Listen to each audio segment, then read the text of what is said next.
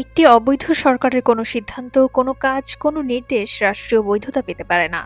ইতিহাস সাক্ষী অবৈধ ক্ষমতার জোরে টিকে থাকা শাসকগোষ্ঠী চিরকাল টেকে নেই। তাদের কর্মকাণ্ড একদিন অপরাধ হিসেবে গণ্য হয়েছে, আর তারা বিচারের কাঠগড়ায় দাঁড়িয়েছে।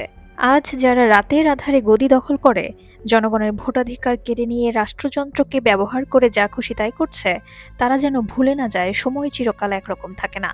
আজকে আপনি আইন তৈরি করছেন নিজের সুবিধার জন্য, রাষ্ট্রীয় সম্পদ লুটপাট করছেন, মানুষকে দমন করছেন, বিচার ব্যবস্থাকে প্রভাবিত করছেন। এগুলো সবই ইতিহাসে অপরাধ হিসেবে লেখা থাকবে। একদিন এই অবৈধতার হিসাব দিতে হবে। জনগণ যখন জেগে উঠবে, তখন কোনো কূটনীতি, কোনো বাহিনী, কোনো বিদেশি দালালও আপনাকে রক্ষা করতে পারবে না।